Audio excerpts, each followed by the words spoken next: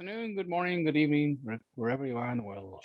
This is London News. I'm just going to show you a large extract from Sky News, Paul Murray show.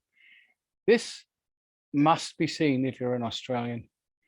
But at the same time, what these guys are going to do on here in relation to this upcoming election applies to Ireland, England. We are now currently run by criminal politicians, and there's two parties. It's just one big bird with two wings, a goose, a robotic control goose with two criminal wings on either side.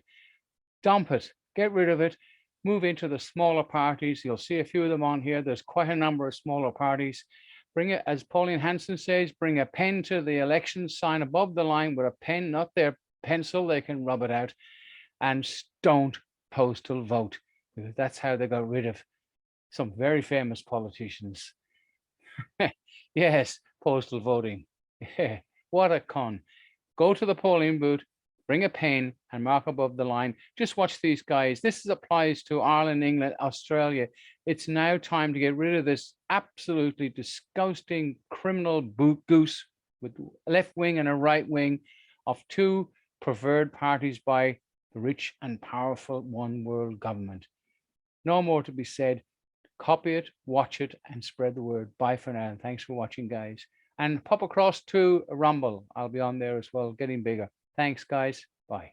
To Andrew Bolt and the rest of the country. G'day! Welcome to the spiritual home of Paul Murray Live, Queensland, and its capital, the Gold Coast. Fire up! Get in there, everyone! We're here at the Benoa Tavern, and it is going to go off. The Mavericks debate. Sure, the leaders of the two major political parties do their thing tomorrow night. Who cares? This is going to be the main game, and I'm so pleased everyone's here tonight. Of course, Senator Pauline Hanson, Campbell Newman, Bob Catter, Clyde Palmer. Give them a round of applause because they're here, they're ready, they're fired up, and it's going to be a ding-dong all night long. Cannot wait. Now, one of the many reasons why this debate matters is because, according to published polls, which we all know are not true, but still, they apparently have between them anywhere between 12 and 20% of the vote nationally. They certainly have that number when it comes to here in Queensland. And put simply, their preferences will decide whether we get ScoMo for 3 more years or whether we get each way Albo for 3 years. That'll be a big part of what we talk about tonight, but of course it'll be advocacy for their own candidacy and their own parties and different options other than the big two that are on the ballot paper.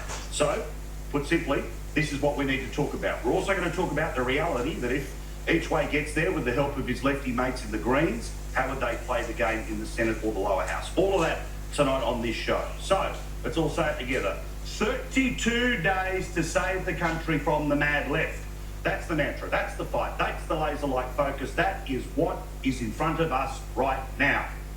Of course, your options are an idiot who can't answer yes-no questions, an even more dangerous lefty idiot in Adam Bandt, Christina Keneally, who is out of the COVID cave, I'll get to that in a moment or two's time, Penny Wong taking on China, I don't think so, and how do we feel about Lydia Thorpe getting even more power?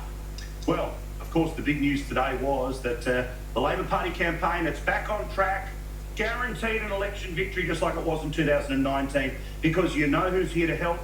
Christina from Scotland Island. Now, this, of course, was her contribution in the final days of the 2019 campaign, playing with puppies with, of course, Prime Minister Bill Shorten. He's, of course, going for a second. Oh, that's right, it didn't work. Well, unsurprisingly, it's probably not going to work again. But Christina Keneally, she's got rid of the woo flu, and she is lying for Australia. And the choice is this, between an honest Albo and a sneaky Scott. Scott Morrison, you know how you know he's lying? Because his lips are moving. Please keep helping. Please keep helping. Now, of course, Christina Keneally, of course, has a whole play here where she's going from Scotland Island because apparently the Northern Beaches wasn't white enough for her. And she decided, of course, to try to slide in and become a passionate immigrant story in the southwest of Sydney. It's all part of her plan to fail up, of course, from being an unsuccessful premier to an unsuccessful senator, an unsuccessful frontbencher, till eventually she's the leader of the Labor Party, the Prime Minister, the Governor-General. She becomes the Pope, the President, and then her true job, of course, of being a weather girl in Las Vegas. All we are just little stops on the road for Queen KK. As for Albo, what he was trying to do today was, well, take the lowest road to the highest office. Because he can't answer yes-no questions, it is all about lying now. The lies get bigger and wilder each and every day, and we've still got 4.5 weeks to go. Number one lie that Eachway told today. In an interview with my mate Neil Breen on 4BC, he claimed that in 2013, when he was the Deputy Prime Minister to the oh-so-amazing Karen Rudd, that they turned the votes back, despite the fact it's not true. Offshore processing, of course, began when I was Deputy Prime Minister back in 2013. We turned back the votes. We have settlement in third countries. It's a lie. Now, while they came up with some sort of 5 minutes to midnight band-aid solution when it came to offshore processing, they didn't turn back any votes. A point that was made to Eachway today by our great reporter, Jonathan Lee. Our plan is very clear. Offshore processing began when I was Deputy Prime Minister in 2013.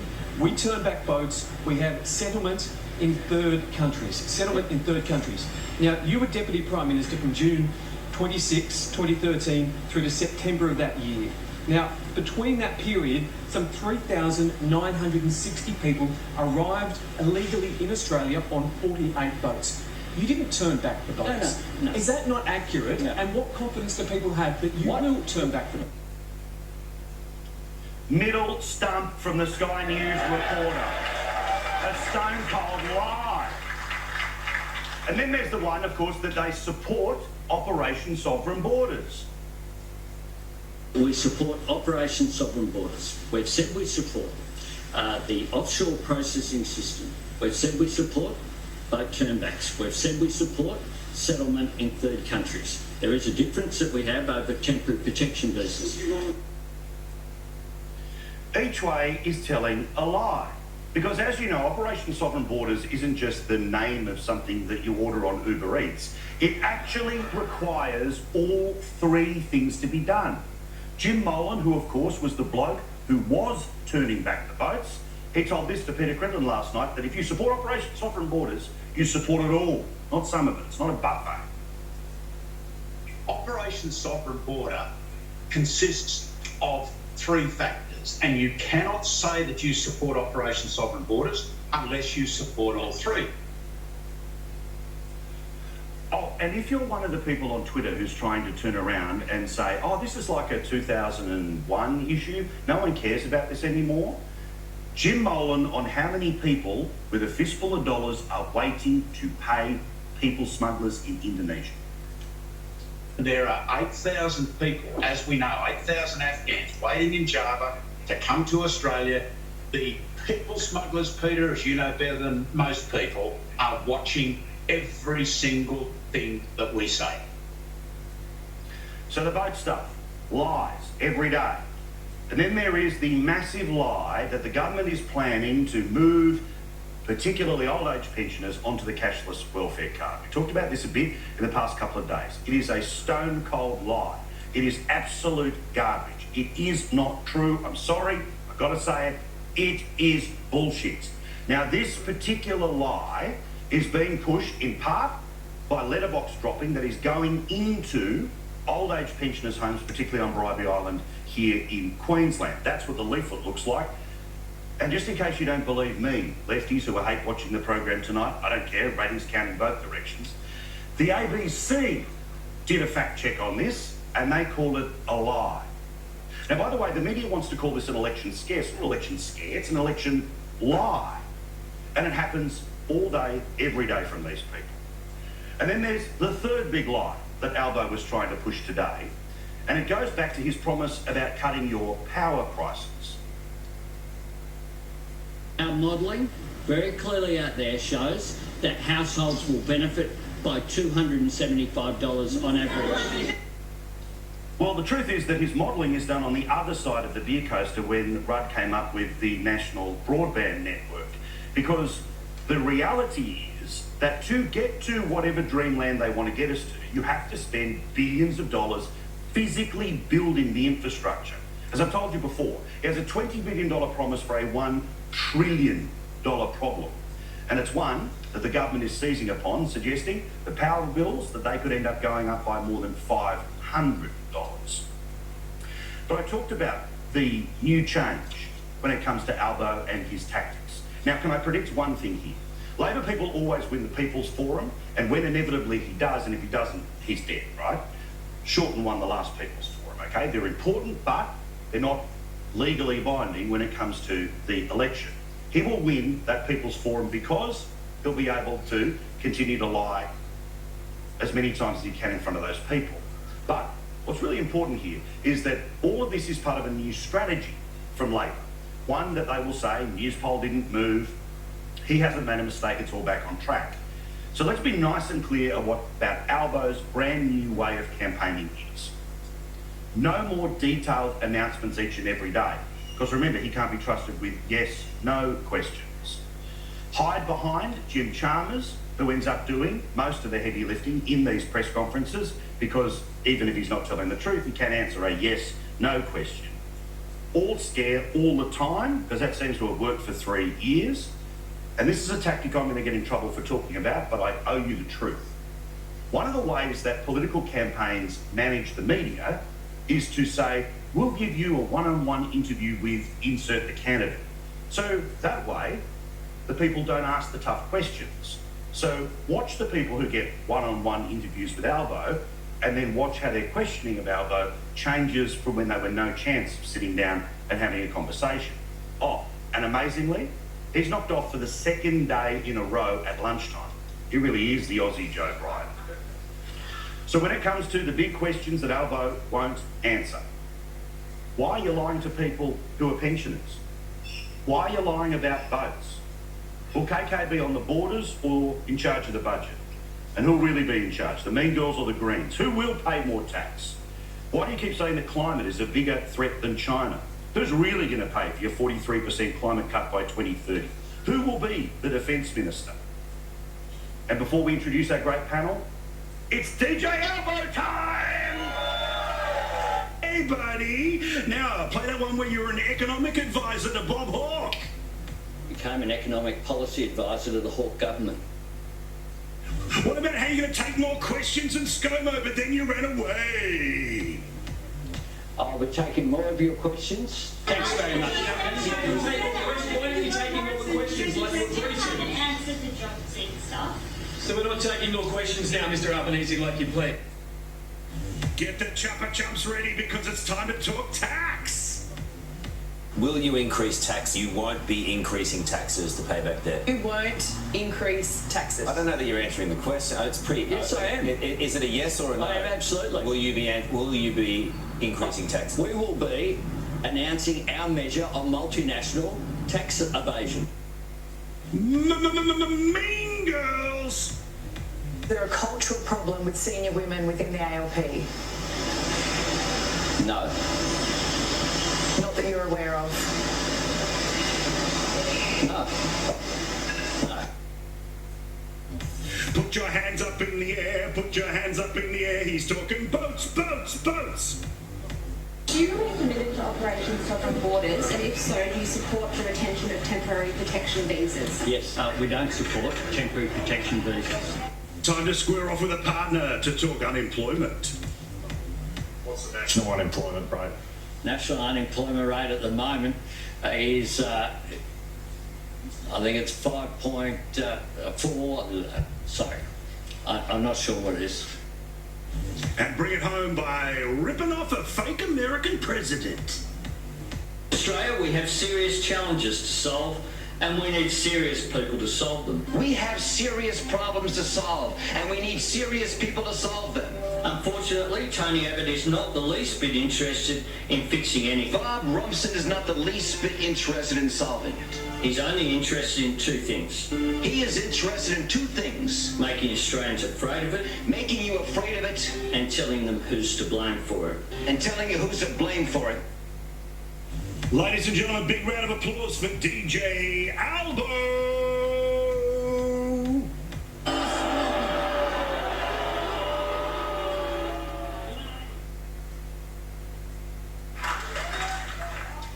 Did we enjoy DJ Albo? You want that every night? We'll get plenty of it. Ladies and gentlemen, let's get to the people that will help decide the election. And they join us right now here on the Gold Coast. Ladies and gentlemen, would you please put it together for Clive Palmer, the Senate leader of the United Australia Party. Bob Katter from Katter's Australia Party. The Queensland leader of the Liberal Democrats, Campbell Newman. And the leader of One Nation, Pauline Hanson. Guys, thank you very much for coming along. My thanks very much to Peter Gleeson for being able to herd everyone and get them here. I do appreciate it. We'll give you a chance at the end of it all to give the party spiel. Here's how the plan goes. Somebody's going to ask a question. You get 90 seconds to answer it. We'll then give a minute for everyone to argue the answer, and then we move on to the next question. Now, as important as you all are, and you are very important, I want to get through as many questions as possible, so let's try and keep it to time. But for the highlight reel, you can fight if you want for an hour. It's your decision. All right. Pleased to see that the very first question that we got was from the tallest, thinnest bloke we could find. And I'm pleased to say it's Jared. Jared, your question is for Mr. Palmer. Let's start off with you. Other than the issue of national debt, why aren't you referencing the Liberals? You're a big reason as to why they did so well at the last election, particularly in Queensland. So why would you run the risk of giving Labor a leg up, particularly in the industry you're in? And to the others, if this comes down to a hung parliament and the major has to form a majority, who will you go with and why? All right, Clive, we start with 90 seconds on you and we'll move it around. Well, I guess we see a great backflip by the Liberal Party in going for net zero in Queensland. You see hundreds of thousands of people employed in the coal industry, which they've abandoned the policy they had last time. So that's a good reason for not preferencing the Liberals.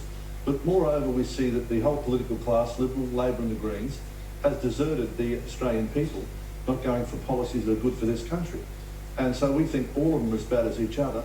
And as Senate Leader, I can tell you the 6 Senate preference places in Queensland, the United Australia Party will not have either Liberal, Labor or the Greens. We believe we need a real change in this country, and we think we're at 1 minute to midnight.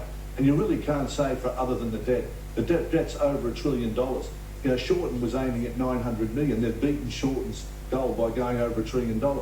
And that's the real elephant in the room that nobody's addressing but our party. Also, when you talk about Senate preferencing, lower house though, if there are 10 candidates, at some point you have to make a decision between 8, 9 and 10. Have you made that decision? No, we haven't, because we don't know who the candidates are in the House of Representatives at the moment. It closes next week, then we'll have the nominations.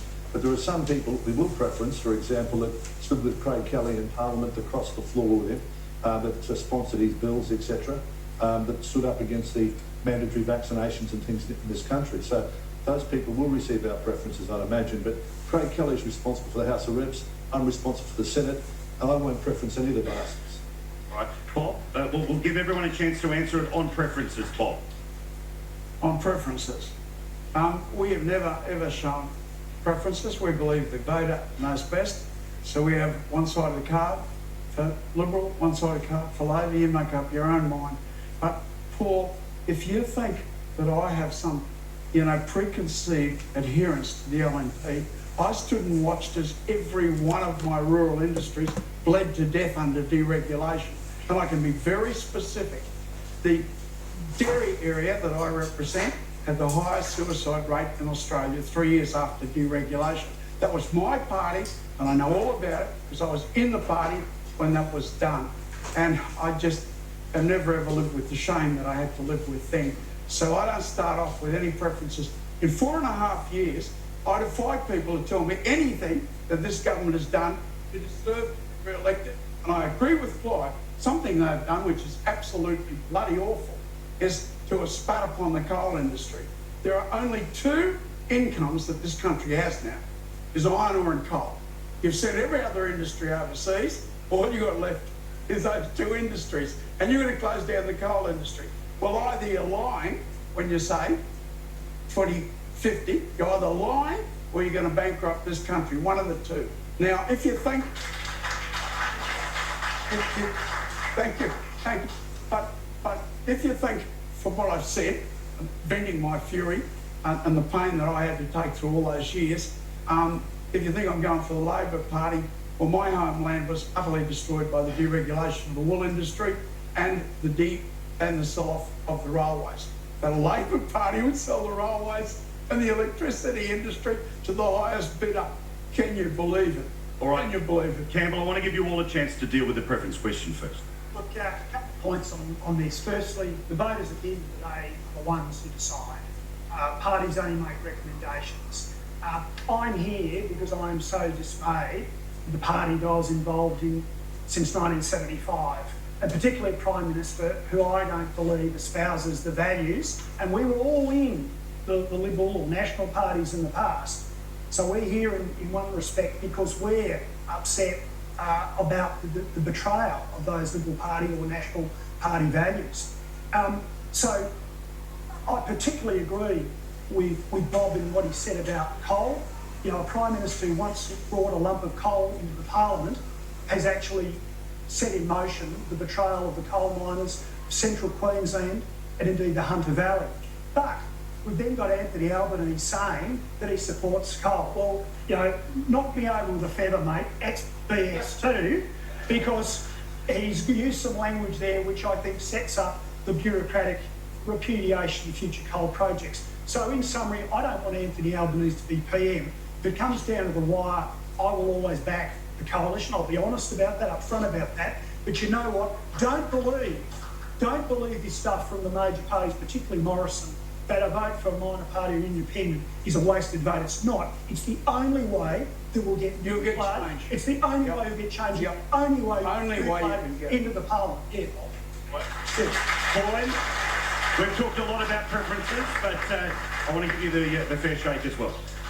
Look, I put my money where my mouth is, and I've tried to educate the public that they own their preferences. It's not the political parties, it's only a recommendation, and I believe that we need to teach in the educational system how the voting system works. A lot of people don't understand our voting system, and that's where we need to start educating the young voters coming through. Now, my attitude is a lot of these people, and when I saw the moderates cross the floor on the Religious Freedom Bill, that really irritated me. I see the Liberal Party, the supposed to be the Conservative Party, being taken to the left, and I don't want to see that. We have to have a democracy here where we do have the true, whether you're on the left or the right of politics. I will admit I'm more the Conservative side, but I think I'm the middle of the road, and I think there's a balance for both to be represented on the floor of Parliament to represent the needs of many Australians. But if it came down to my decision, if we have, whether it's a coalition, if it's hung Parliament in the lower house, or whether it's a Labor Greens government, I will not support Labor Greens. I've worked with them for the last 6 years on the floor of Parliament, and where the Greens will have this country, they will destroy us. We'll end up with a third world bloody nation. We will not, and I will not, I cannot, and I doesn't. I have seen the Liberal Party, and yes, I've had to work with them, and I've had to rein them in some of their values are not representing the Australian people, and that both of them, you know, that's where you have the crossbench. We are very, you know, constructive. They worked well with us and we with them to ensure we've got good legislation for the people of Australia and this country. All right, thank you very much, everyone. Thank you, Jared. Jason, step on down. G'day, Jason. How are you, mate? Good, mate. How you doing? Excellent. Thanks for coming along. All right, let's say that this question's for Campbell Newton. Go for it. Much has been made about China's increasing belligerence with us over the past 2 years or so, the dramatic souring of our relationship. Where do you think, in your best estimate, is our relationship going with China over the next 5 to 10 years? And what plans, if any, do you have in office, if you were in office, to deal with this relationship? Both. 90 seconds for Campbell for the response, and then we'll argue it over the next minute. Sure. Well, look, I'm not one who buys that this notion of the Labor Party putting out that somehow the Australian government or Morrison or others have actually created this situation. It has occurred because we've reached a position where Chinese Communist Party regime is actually on the march in terms of what they did in Hong Kong, what they've done in the South China Sea, what they've done with the Uyghurs. And I do think it's important we make our views known and we stand up for our Australian values, our democratic values. So everything I think that we've done on that score has been correct.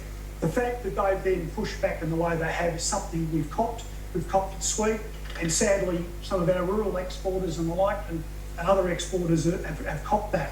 Where do I see it going? Well, it's like this. It's time for Australia to actually really bolster its defence forces and have a degree of self-reliance that sadly after 9 years, almost 9 years of a coalition government, we don't have. A lot of talk about missiles now, about frigates, about submarines, but there hasn't been the delivery. Final word is, if a government can't deliver dams and irrigation schemes in Queensland after 9 years of talking about it, I have little faith that they have the mettle to actually deliver subs, the frigates and those missile systems, and that's what we need. Okay, all right, we'll start with Clive and around for a minute. Well, I've dealt with the Chinese a lot, and I can tell you they're a ruthless bunch, and they're hell-sent on getting our resources. But our politicians are just as weak. We actually have a preeminent position in iron ore in the world. 80% of their manufacturing depends on our iron ore. We have 80% of the market. They've invested $50 trillion in the manufacturing industry in China so that they can dominate the world, export to Europe and export to the United States. And what we need is a 15% export licence on our iron ore, which will repay the debt for us without Australians having to repay it. And if they don't pay it, they don't get a loan. Bob and Pauline on the China question. Bob, Pauline? I've said publicly again and again and again 4 million times that you firstly need a secure essential services. We have about 3 days supply of fuel. If they embargo our fuel, we have 3 days supply. Now, that's essential services. Someone sold 40% of the electricity industry in Australia to China. There is a name for that sort of thing, and I think you all know what the name is when you sell. But if they close 3 power stations, you're on intermittent power. All these greedy geniuses, well, I hope you can get the sunshine to shine but not. But the second thing is missiles. You know, you're absolutely right, Campbell. There needs to be a missile fortress war. You try and get through that. In 4.5 years, they haven't built one missile. 3 weeks before the election, they're going to build missiles. Well, there's a lot of things you're going to do. You promised me you were going to build dams. I don't see any dams out there. And thirdly, and I don't apologise for anyone, every kid in this country, every boy in this country in secondary school should have access to a rifle and know how to use it. And the reason for that is the Ukraine. Pauline, just about China. Yeah, the growing power of China really concerns me greatly, and if we don't take it seriously, we're fools. I've been warning about this for many, many years about the growth of China. They want to be the world leading power throughout the whole world and control, and that's been evident with it. Our governments, whether it's Liberal or Labor over the years, have allowed them to get too much ownership of our land, our agricultural land, ownership of our assets and that type of thing. That needs to stop. We need about their power, but they're belligerents. They're growing belligerents, and not of the Chinese people, the Chinese government, I'm saying. Yes, I'm not I know, but a lot of I'm the just saying companies that come here are actually being bought up by the individuals, and the Chinese government actually owns it. We should be stopping that, the ownership of our homes and agricultural land in this country. We've seen what's happened in the Solomon Islands. This is there moving that power throughout it, and we need to build up our defences because we are going to have to be in a position. We can't defend them by ourselves. We need our allies to actually fight with us and protect our homeland, because I have assurance today, further down the track, they have got their eyes on Australia for the resources and for land that we have, the ever-expanding population that they have. And we have to be strong about this and stop kowtowing to them and whatever they want. So do you think the next 5 or 10 years is going to get worse or better? Look, that's cheeky, but okay. You don't have what's happened in the South Seas does concern me. If you can't understand what's happened in the Solomon Islands and they control the Coral Sea, well then we have a problem with moving cargo, because that's the trading. All right, cool. Thank you very much, mate. I do appreciate it. That's very good. Thank you. Give it up to Jason and his 17 questions, but I appreciate it. Well done. No, not a problem. John, g'day, mate. Nice to see you. Thanks for coming along. Thank you for having me on the GC. Shani, can we move you, please? All right. Now, let's say Bob Catter. What's your question for him? Well, I've actually got a question for Bob and all the others, but I know Bob's already mentioned this question, and he's a full supporter, but I put it to all of you, that are you committed to ensuring that the major infrastructure projects of building dams in Queensland are a priority if you get into office? If yes, would you reconsider the revised Bradfield scheme proposed by Sir Leo Halsher? All right, well, we know where you are on dams, but feel free to underline it for us, Bob. In 30 years we haven't built a dam, but the genius Queensland ALP government built one and then pulled it down. Now they're going to rebuild it again. I mean, for an exercise. But look, please listen to me on this, please listen to me on this. The dream of the Australian people is to take the water, in my electorate where it rains all the time, 100-inch rainfall in Tully and Babinda, it never stops raining, take a little tiny bit of that and send it out to beautiful, magnificent inland plain of Queensland and produce from it, you know, a dream world that we could, like California did, like California did. Okay, Clive, I want to get you on dams. Well, first I'd say that we are a third world country now, but we don't realise because we've got such a high debt. So I think we've got to come up with a scheme to get rid of the debt so we can get the funding and the money to build more dams. But first of all, we've got to deal with the debt because the debt won't give us any funds to do anything. So that's our first priority, because you said priority. My priority is to make Australia independent financially so we can do all the things and upgrade our infrastructure. Pauline, how do we deal with water? What's your plan for I've Queensland? been talking about water for the last 25 years, and it's been my priority to actually be drought-proof. We're going to drought-proof ourselves. I've actually been talking about the Bradfield scheme on the floor of Parliament. It's been boo-hooed by the National Party. They're not interested. The Libs aren't interested. SMEC, which is the Snowy Mountain Engineering Corporation, they actually did a survey on it. It cost $20 billion to actually build the project. It's probably more now than what it was just a few years ago. But instead of the original scheme of running the water down into Lake Eyre, bring it down through central Queensland, open up those for agricultural land, then bring it down into Murray-Darling, sort out the problems there and flow it through to those communities.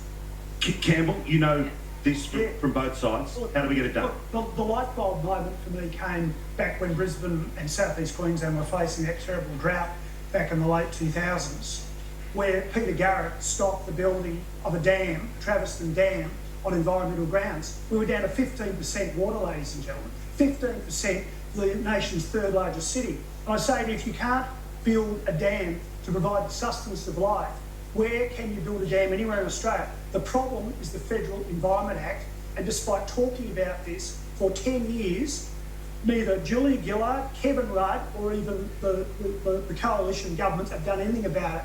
They talk and talk and talk about building dams. Nothing's happened because there will always be a blade of grass. There will also always be a snail, a frog, you name it, a marsupial, a cuddly one at that, but that will stop a dam. So we need to deal with legislation.